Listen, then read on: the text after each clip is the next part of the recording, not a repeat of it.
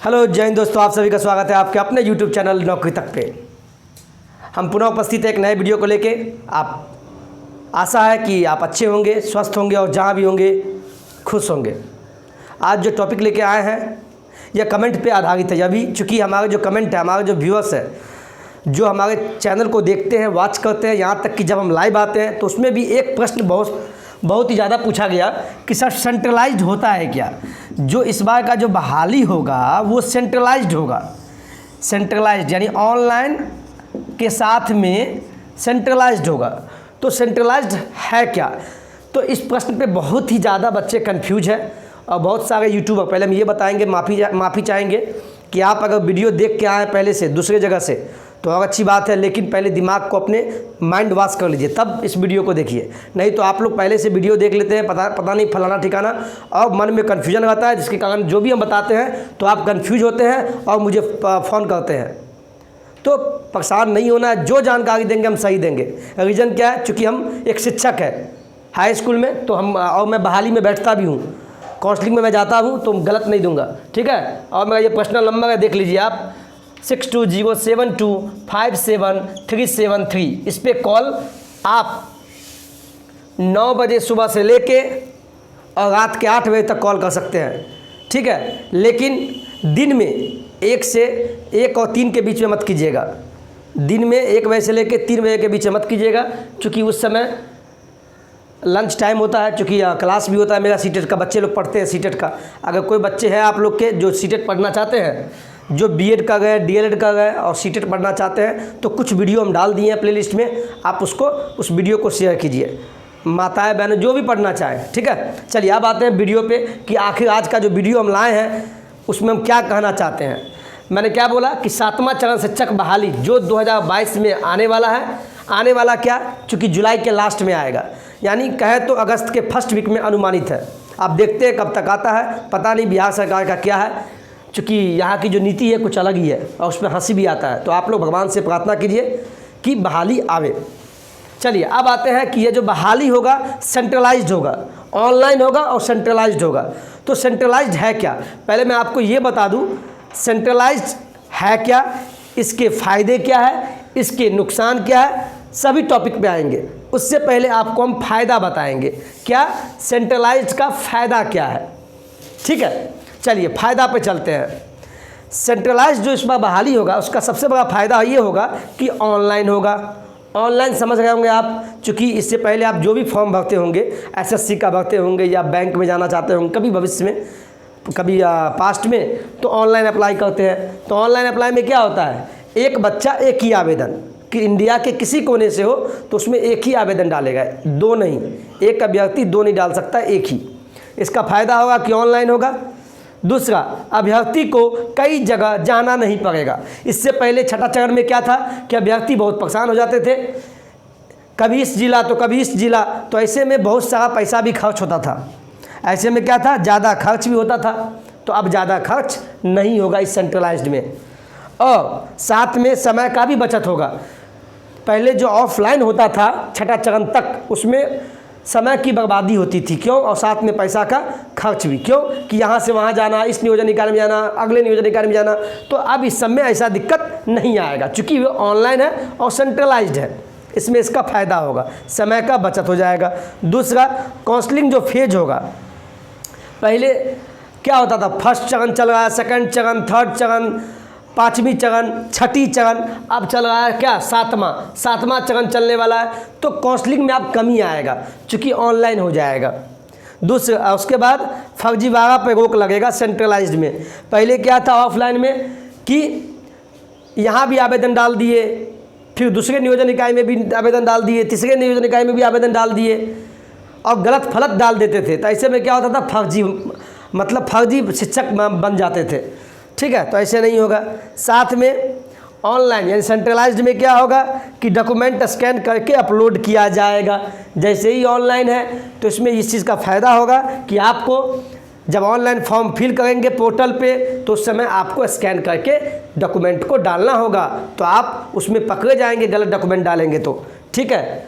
उसके बाद देखिए ऑनलाइन अप्लाई में सभी का डिटेल्स आसानी से चेक किया जा सकता है। इस सेंट्रलाइज्ड तरीका में क्या होगा, जैसे ही डॉक्यूमेंट आप स्कैन करके डालेंगे तो गलत है या सही है पकड़े जाएंगे। उसके बाद इतना ही नहीं, डॉक्यूमेंट वेरिफिकेशन आसानी से हो सकेगा, बिल्कुल सही बात है, क्योंकि उसमें प्रक्रिया रहेगा, स्कैन करके डालिएगा तो। इसके बाद किस जिला में कितना फॉर्म फिल किया गया अभ्यर्थी को जानने में आसानी होगा, सही है। क्यों? क्योंकि जब जैसे ही ऑनलाइन होगा इसमें कौन से ज़िला में कितना फॉर्म डाला गया, बिहार राज्य में टोटल फॉर्म कितना अप्लाई किया गया, ये सब पता चल जाएगा किस में, यही सेंट्रलाइज्ड प्रोसेस में। यानी इसका यही फ़ायदा है, ये सबसे बड़ी फ़ायदा है। सेंट्रलाइज्ड का मतलब ही यही है कि एक अभ्यर्थी एक आवेदन भारत के किसी भी कोना से अप्लाई कर सकता है। इसका यह मतलब नहीं है कि अदर स्टेट का बच्चा अप्लाई करेगा, नहीं, बिहार का है, अदर स्टेट में भी फ़िलहाल है तो वो अप्लाई कर सकता है, यानी मूल निवासी यहाँ का है। तो सेंट्रलाइज्ड का सबसे बड़ा फ़ायदा है कि ये ऑनलाइन होगा, आप इतना जान लो, इसमें कोई फर्जीवाड़ा नहीं होगा। ठीक है, अब चलते हैं कि सेंट्रलाइज्ड का नुकसान क्या है, इसका नुकसानी क्या हो सकता है, सेंट्रलाइज्ड प्रक्रिया चलता कैसे, इसका प्रोसेस क्या है। अब हम चलते हैं उस टॉपिक पे।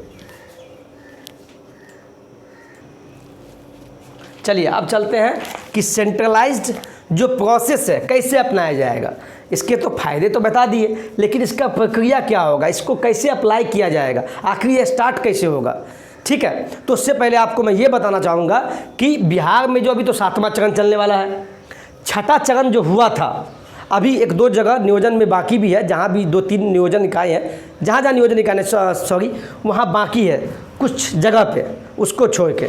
तो उससे पहले सेंट्रलाइज्ड प्रोसेस कैसे अपनाया जाएगा, इससे पहले मैं आपको ये बता दूं कि 6ठा चरण चला कैसे था, उसका प्रक्रिया कैसे अपनाया गया था 6 चरण का, और उसमें देखिए आपको क्या खामियां, आपको खुद पता लग जाएगा। ठीक है, तो इससे पहले आपको बताएंगे कि 6th फेज़ जो हुआ था वो कैसे हुआ था, कैसे और इसकी प्रक्रिया क्या थी, ये आपको हम बताएंगे। ठीक है, आपको ये बताएंगे। ठीक है, अब चलते हैं कि इसमें क्या क्या खामियां था, आपको खुद पता लग जाएगा। सेंट्रलाइज जानने से पहले आप 6th फेज़ जानिए कि इसमें क्या खामियां था जिसके कारण अब का जो बहाली आएगा 7वां चरण वो सेंट्रलाइज्ड होगा। ठीक है, इसी टॉपिक को हम बताने वाले हैं, यही बता देते हैं हम। चलिए देखिए, पहला इसमें क्या था कि यह ऑफलाइन था। क्या था ये? ऑफलाइन प्रक्रिया था, आपको पता ही होगा। ऑफलाइन अप्लाई होता था इसमें, मतलब क्या, जहाँ जहाँ आपको शिक्षक की बहाली लेनी है, जहाँ जहाँ आपको जॉब करना है, जहाँ जहाँ संभावनाएं सीट की ज़्यादा थी, तो वहाँ क्या किया आप, वहाँ उस नियोजन इकाई में जा के खुद जाके फॉर्म अप्लाई किए, तो इसी को बोलते हैं ऑनलाइन अप्लाई हुआ था। इतना ही नहीं, इसमें और क्या होता था दूसरा कि सभी जिला में घूम कर, जिला में जितने भी जिला है, आप एक जिला, 2 जिला, 3 जिला, जहाँ तक आपको संभव हुआ उस जिला में जाके आपने फॉर्म अप्लाई किया। तो आपने क्या किया, जिला में घूम कर फॉर्म का अप्लाई किया था। देखिए कितना इसमें समय की बर्बादी है, आप ही बताइए। जिला में घूम कर अप्लाई किए थे आप। ठीक है, अब इसी को हम यहाँ बताते हैं, आप इसको नोट कर लीजिए, यहाँ बताते हैं। ठीक है, अभी हम 6ठा चरण के बारे में बता रहे हैं, यह प्रक्रिया कैसे चला था। ठीक है, इतना ही नहीं, अब इसमें क्या हुआ था, हम इसका नोट्स बनाए आपके लिए। और इतना ही नहीं, मेरिट लिस्ट में इसमें धांधली देखिए क्या हुआ था। जैसे ही आपने फॉर्म अप्लाई किया तो मेरिट लिस्ट बना था, उसके आधार पे मेरिट लिस्ट जो बना उसके निर्माण में देरी हो गया। क्यों? चूँकि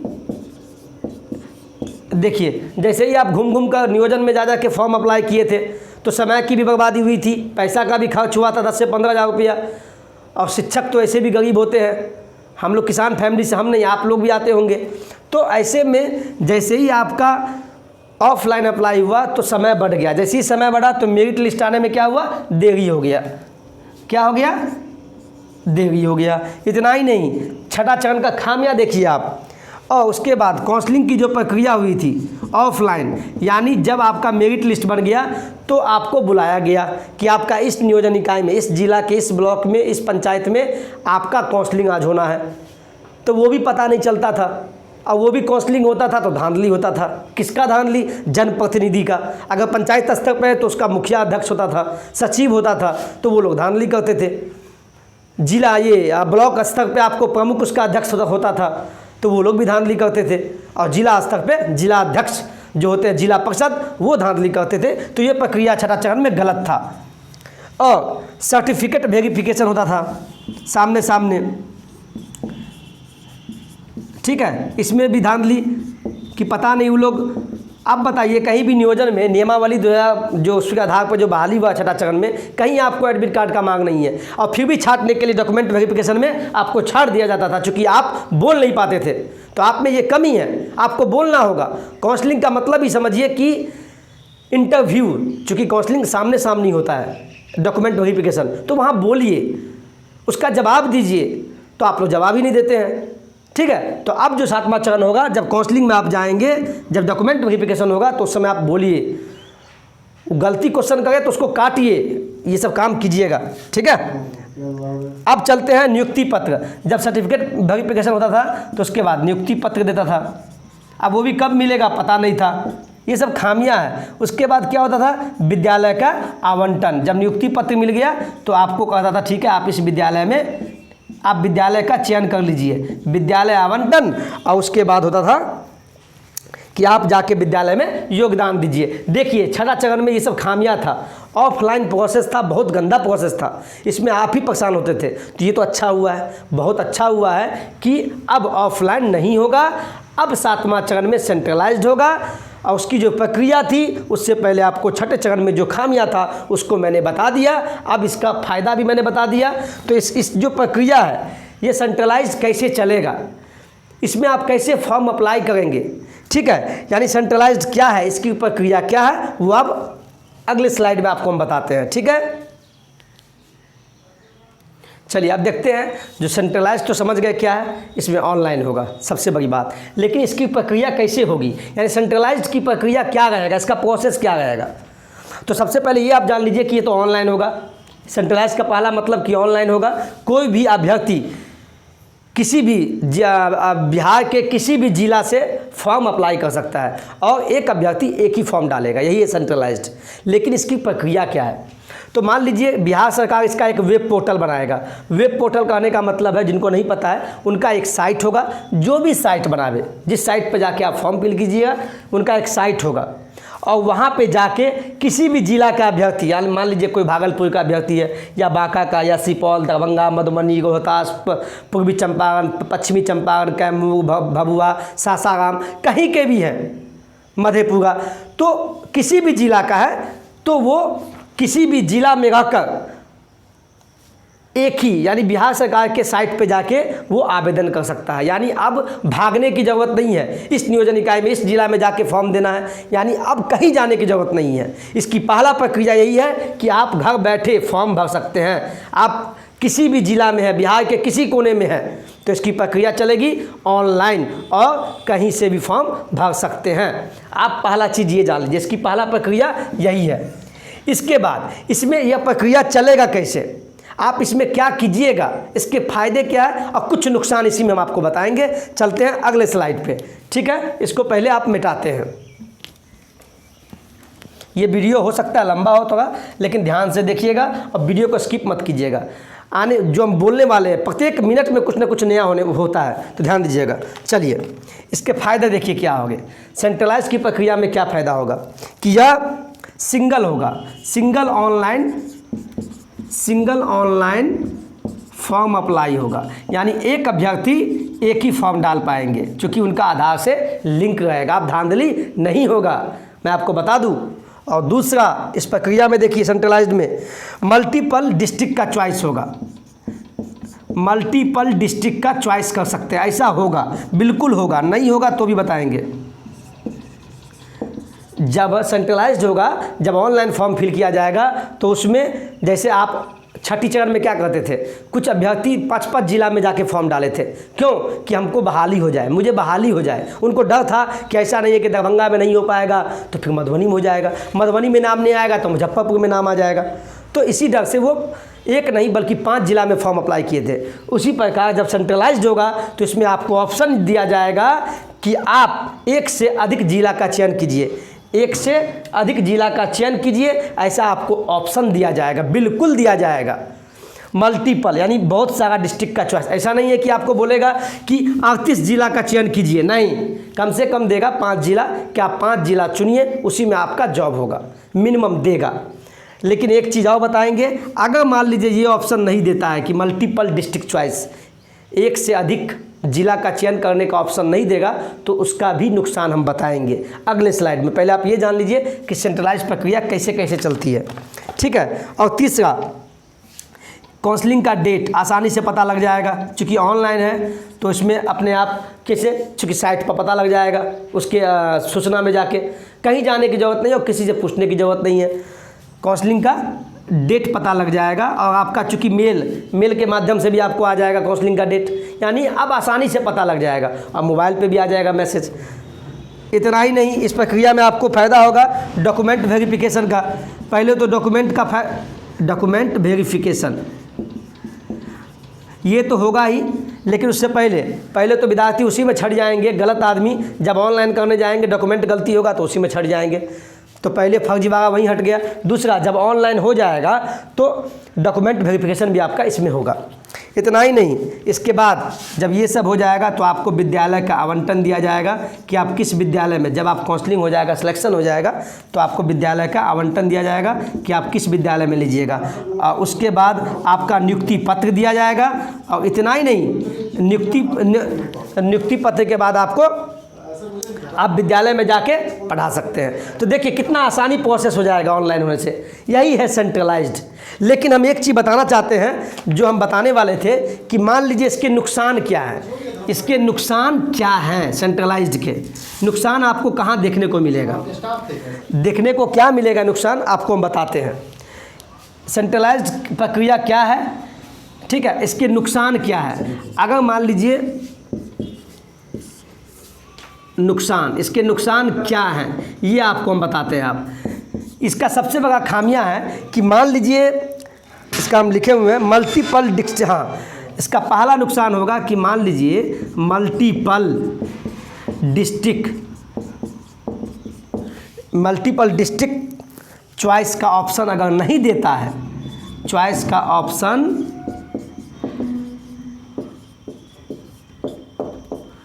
इसका पहला खामियां आपको ये है सेंट्रलाइज का। मान लीजिए कि मल्टीपल डिस्ट्रिक्ट चॉइस का ऑप्शन नहीं देता है।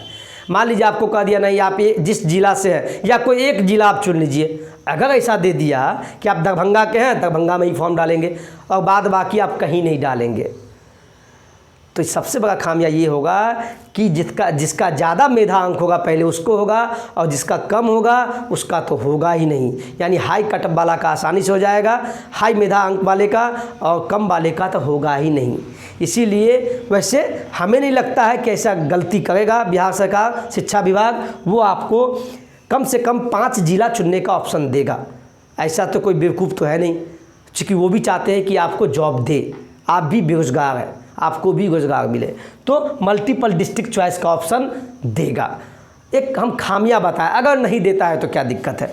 और इसका सेंट्रलाइज्ड का दूसरा खामियां, इसका नुकसान ये देखने को मिल सकता है कि मान लीजिए जब आप ऑनलाइन, लास्ट डेट आ गया ऑनलाइन फॉर्म भरने का, और सर्वर डाउन के कारण फॉर्म फिल नहीं होगा, फॉर्म फिल नहीं होना, इसका मतलब समझिए हम क्या लिखे हैं।